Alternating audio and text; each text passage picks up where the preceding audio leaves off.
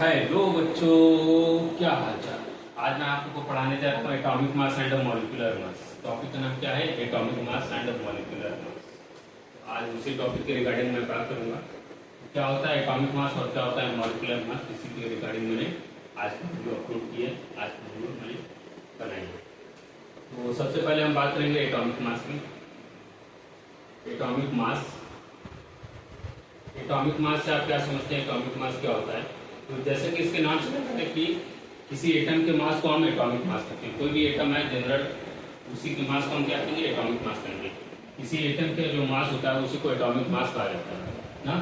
जैसे मान लीजिए हमारे पास कोई हाइड्रोजन एटम है, हाइड्रोजन एटम का जो मास होगा उसी को हम हाइड्रोजन का एटॉमिक मास कहेंगे। और हाइड्रोजन का एटॉमिक मास कितना होता है? 1 होता है। कितना होता है? 1 होता है। उसी तरह नाइट्रोजन का एटॉमिक मास कितना होता है? 14 होता है। क्यों? क्योंकि इसका एटॉमिक नंबर कितना है? 7 है। और हाइड्रोजन का एटॉमिक नंबर कितना है? 1 है। जनरली ये देखा गया कि अगर एटॉमिक नंबर जो रहता है उसी का जस्ट आप मल्टीप्लाई कर देंगे 2 से या उसका डबल कर देंगे तो उसका एटॉमिक मास निकल जाता है या मास नंबर निकल जाता है ना। तो इसके लिए भी रूल होता है, वो आगे मैं बताऊंगा। जैसे एग्जांपल के लिए ऑक्सीजन हो गया, और एग्जांपल देख लीजिए। ऑक्सीजन का एटॉमिक नंबर होता है 8 और इसका एटॉमिक मास होता है 16। उसी तरह कार्बन हो गया, कार्बन का एटॉमिक मास नंबर होता है 6 और एटॉमिक मास होता है 12। उसी तरह बात करें अगर हम, तो इतने एलिमेंट हैं और भी बहुत सारे एलिमेंट हैं, लेकिन फिलहाल हम लोग अभी आज के लिए इतने ही देखेंगे। हाइड्रोजन एटम हो गया, हाइड्रोजन का एटॉमिक मास कितना होता है? 1 होता है। नाइट्रोजन हो गया, नाइट्रोजन का एटॉमिक मास कितना होता है? 14। ऑक्सीजन हो गया, ऑक्सीजन का एटॉमिक नंबर 8 होता है और ऑक्सीजन एटॉमिक मास कितना होता है? 16। कार्बन होता है, कार्बन का एटॉमिक नंबर 6 है, उसका एटॉमिक मास कितना हो जाएगा? 12। ये रूल होता है कि अगर मान लीजिए हमारा एटॉमिक नंबर इवन है, अगर एटॉमिक नंबर दिया है उससे एटॉमिक मास कैसे निकालेंगे? तो उसके लिए रूल होता है कि अगर एटॉमिक नंबर इवन हो, एटॉमिक नंबर क्या हो? इवन। अगर एटॉमिक नंबर इवन में हो, इवन नंबर में हो, तो उसका एटॉमिक मास जो होता है, जो उसका एटॉमिक मास होता है, एटॉमिक मास निकालने के लिए हम क्या करेंगे? एटॉमिक नंबर में 2 को मल्टीप्लाई कर देंगे या एटॉमिक नंबर का डबल कर देंगे। एटॉमिक नंबर का डबल कर देंगे, ठीक है। जैसे एग्जाम्पल के लिए हमारा कार्बन को देखिए, तो कार्बन का जो एटॉमिक नंबर होता है 6 और इसका एटॉमिक मास कितना आ जाएगा? 12। ऑक्सीजन का एटॉमिक नंबर 8 है, इसका एटॉमिक मास क्या हो जाएगा? 16 हो जाएगा, उसका डबल। और अगर एटॉमिक नंबर ऑड है, कुछ इसके एक्सेप्शन भी होते हैं, जैसे अभी हम बताएंगे। एटॉमिक नंबर अगर ऑड है, क्या है? एटॉमिक नंबर अगर ऑड है, एटॉमिक नंबर अगर ऑड नंबर है, मतलब जो 2 से नहीं कटता, उससे डिविजिबल नहीं होता, तब एटॉमिक मास निकालने के लिए हम क्या करते हैं? उसमें एटॉमिक नंबर में एटॉमिक मास निकालने के लिए क्या करते हैं? एटॉमिक नंबर में 2 से मल्टीप्लाई तो करते ही करते हैं और उसमें 1 ऐड कर देते हैं। क्या कर देते हैं? 1 ऐड कर देते हैं।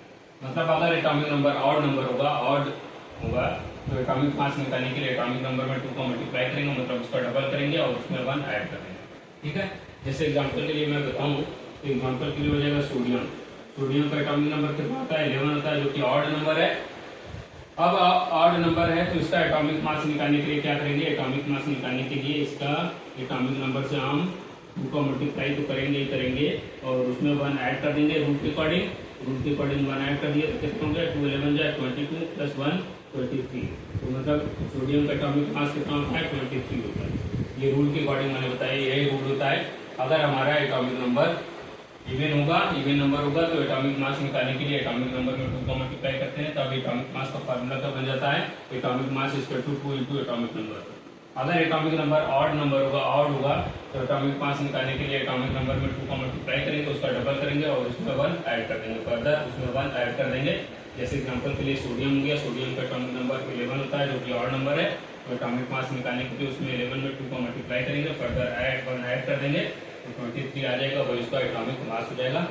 ये तो हुई एटॉमिक मास की कहानी। तो एटॉमिक मास क्या होता है? एटॉमिक मास होता है किसी एटम के मास को एटॉमिक मास कहते हैं। ये जो हाइड्रोजन का मास आया ये 1 AMU में आता है। इसका यूनिट क्या होता है? AMU या U। अब यहाँ पे क्वेश्चन ये होता है कि AMU का फुल फॉर्म क्या है? तो AMU का फुल फॉर्म होता है एटॉमिक मास यूनिट। क्या होता है? Atomic mass unit. क्या होता है? Atomic mass unit. और अगर U की बात करें तो U का फुल फॉर्म होता है यूनिफाइड मास। क्या होता है? यूनिफाइड मास। क्या होता है? यूनिफाइड मास। तो यहाँ पे एटॉमिक मास क्या होता है? किसी एटम के मास को, किसी एटम के द्रव्यमान को एटॉमिक मास कहते हैं, अणु का द्रव्यमान कहते हैं, एटम का मास कहते हैं, एटॉमिक मास कहते हैं। हाइड्रोजन का क्या हो गया 1 AMU, और नाइट्रोजन का कितना हो गया 14 AMU, और उसी तरह ऑक्सीजन का कितना हो गया 16 AMU, और कार्बन का कितना हो गया 12 AMU। ठीक है, या 12 U भी कर सकते हैं, या 16 U भी कर सकते हैं, या 14 U भी कर सकते हैं। ठीक है, ये हुई एटॉमिक मास की कहानी। आई थिंक आप लोगों को एटॉमिक मास समझ में आ गया होगा। एक बार मैं फिर से रिविजन कर दे रहा हूँ। एटॉमिक मास क्या होता है? एटॉमिक मास का मतलब किसी एटम के मास को एटॉमिक मास कहते हैं। अगर हाइड्रोजन है तो हाइड्रोजन का एटॉमिक नंबर 1 होता है, इसका एटॉमिक मास भी 1 है, क्योंकि इसके प्रोटॉन और न्यूट्रॉन का नंबर 1 होता है। प्रोटॉन इसमें केवल प्रेजेंट है, न्यूट्रॉन नहीं प्रेजेंट है। उसी तरह अगर हम बात करें नाइट्रोजन का एटॉमिक नंबर 7 होता है, और इसमें एटॉमिक नंबर उसका डबल कर देंगे तो 3 हो जाएगा। ऑक्सीजन का ये एक्सेप्शन है, इस वाले का एक्सेप्शन है, ऑड वाले नंबर का ये एक्सेप्शन है। ठीक है, क्योंकि अगर यहाँ पे एटॉमिक नंबर ऑड है तो यहाँ पे इसका रूल के अकॉर्डिंग कितना होना चाहिए 15 लिखेंगे, इसका एक्सेप्शन होता है। नाइट्रोजन का 7 है एटॉमिक नंबर, इस हिसाब से इसका 15 रूल के अकॉर्डिंग होना चाहिए, लेकिन उसका 14 है। उसी तरह ऑक्सीजन हो गया, ऑक्सीजन का एटॉमिक नंबर 8 है और उसका एटॉमिक मास कितना हो जाएगा 16 AMU। कार्बन का एटॉमिक नंबर 6 है, इसका एटॉमिक नंबर रूल के अकॉर्डिंग और इवन नंबर होने की वजह से इसका डबल हो जाएगा, एटॉमिक मास कितना हो जाएगा 12 AMU। रूल क्या होता है? अगर एटॉमिक नंबर इवन है तो एटॉमिक मास निकालने के लिए 2 से मल्टीप्लाई करते हैं एटॉमिक नंबर में, और अगर हमारा एटॉमिक नंबर ऑड नंबर है, ऑड है, तो एटॉमिक मास निकालने के लिए उसमें एटॉमिक नंबर का 2 का मल्टीप्लाई करेंगे और उसमें फर्दर 1 ऐड कर देंगे। तो ये हमारा रूल होता है। ये हुई कहानी एटॉमिक मास की। अब हम बात करेंगे मॉलिक्यूलर मास की। इसकी बात करेंगे मॉलिक्यूलर मास। तो मॉलिक्यूलर मास का जो टॉपिक है वो लंबा होने वाला है, इसलिए थोड़ा सा मैं टाइम लूंगा। मॉलिक्यूलर मास कैसे निकाला जाता है, मॉलिक्यूलर मास होता क्या है, और मॉलिक्यूलर मास कैसे किसी कंपाउंड का निकालते हैं, किसी मॉलिक्यूल का निकालते हैं। ठीक है, तो मॉलिक्यूलर मास से निकालते हैं। मॉलिक्यूलर मास का यूनिट क्या होता है? AMU में ही इसे मेजर किया जाता है, एटॉमिक मास यूनिट में ही मेजर किया जाता है। मॉलिक्यूलर मास क्या होता है? जैसे कि इसके नाम से लग रहा है, मॉलिक्यूल के मास को क्या कहते हैं? मॉलिक्यूलर मास कहते हैं। किसी मॉलिक्यूल के मास को मॉलिक्यूलर मास कहा जाता है। और मॉलिक्यूल में कई सारे एटम प्रेजेंट होते हैं ना, जैसे H2O एक मॉलिक्यूल है। H2O क्या है? एक मॉलिक्यूल है या एक कंपाउंड है। अब इसका अगर हमको मॉलिक्यूलर मास निकालना होगा तो इसके लिए हम क्या करेंगे, इसमें जितने भी एटम प्रेजेंट है उन सभी का एटॉमिक मास को जोड़ देंगे, सम कर देंगे, तो जाके हमारा मॉलिक्यूलर मास निकल जाएगा। जैसे H2O में अगर मॉलिक्यूलर मास हमें निकालना हो तो हम कैसे निकालेंगे? इसमें देखेंगे हाइड्रोजन कितने हैं, 2 एटम है हाइड्रोजन के, और ऑक्सीजन के कितने एटम है, 1 एटम है। अब हाइड्रोजन का मास कितना होता है? 1 होता है, अभी हमने बताया था 1 AMU, और ऑक्सीजन का मास कितना होता है 16 AMU। जब दोनों को सम करेंगे 2 1 2 AMU और 6 1 16 AMU, जब दोनों को जोड़ेंगे तो 18 AMU आएगा। 18 AMU मतलब एटॉमिक मास यूनिट, 18 U, ये इसका क्या हो जाएगा? मॉलिक्यूलर मास हो जाएगा। 18 U का मतलब क्या होता है? यूनिफाइड मास। तो यही H2O क्या हो जाएगा? मॉलिक्यूलर मास हो जाएगा। तो मॉलिक्यूलर मास क्या होता है? किसी भी मॉलिक्यूल के मास को मॉलिक्यूलर मास कहते हैं। जैसे कि नाम से इसका क्लियर है, मॉलिक्यूल के मास को मॉलिक्यूलर मास कहेंगे। और मॉलिक्यूलर मास कैसे निकाला जाता है? तो किसी मॉलिक्यूल में प्रेजेंट सभी एटम्स को ये एटॉमिक मासेस को जोड़ देंगे, सम कर देंगे, तो जाके हमारा एटॉमिक मास निकल जाएगा। उसी तरह अगर हमको कार्बन डाइऑक्साइड मॉलिक्यूल है या कंपाउंड है, इसका मॉलिक्यूलर मास निकालना है तो कैसे निकालेंगे? तो यहाँ पे हमारा कार्बन एटम 1 है और ऑक्सीजन एटम कितना है? 2 है।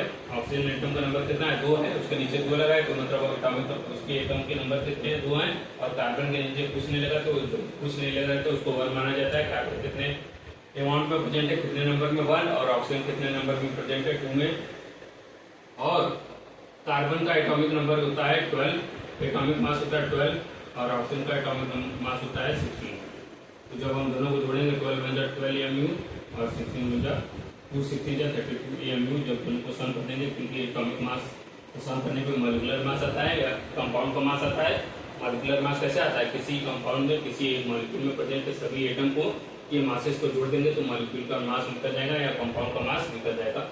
तो CO2 का मास निकालने के लिए हम दोनों को जोड़ देंगे, कार्बन के एटॉमिक मास और ऑक्सीजन के एटॉमिक मास को जोड़ देंगे तो कितना आ जाएगा? 12 में 32 जोड़ेंगे तो 14 AMU आएगा। 14 एटॉमिक मास यूनिट या 44 AMU या 44 U आएगा। 44 AMU का मतलब 44 एटॉमिक मास यूनिट या 44 यूनिफाइड मास। ये क्या हो जाएगा? इसके मॉलिक्यूल का मास हो जाएगा।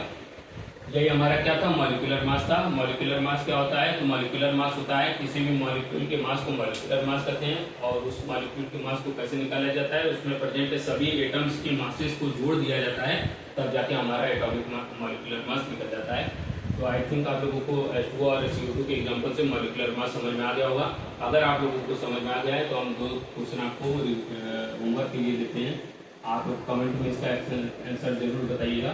पहला क्वेश्चन है NH3 का मॉलिक्यूलर मास निकालिए, और दूसरा क्वेश्चन है NH4Cl का मॉलिक्यूलर मास निकालिए, और तीसरा क्वेश्चन है NaCl का मॉलिक्यूलर मास आपको निकालना है ना। 3 क्वेश्चन मैंने दिया है, यही होमवर्क रहेगा आपका। यही आपका कमेंट सेक्शन में इसका आंसर आपको बताना है। NH3 का मॉलिक्यूलर मास, इस कंपाउंड का मॉलिक्यूलर मास, NH4Cl का मॉलिक्यूलर मास और NaCl का मॉलिक्यूलर मास आपको निकालना है। NH4Cl नहीं, इसके जगह कोई हम कोवैलेंट कंपाउंड दे दें तो कोवैलेंट कंपाउंड में मान लीजिए CH4 का आपको मॉलिक्यूलर मास निकालना है, और NaCl का बिना निकाल के आपको ये एनी कंपाउंड होता है, एनी कंपाउंड के लिए फॉर्मूला मास निकलता है। तो वैसे निकाल भी सकते हैं, लेकिन आपको कोई दूसरा एग्जाम्पल ही दे दें। NH3 का निकालना है, CH4 का निकालना है, और आपको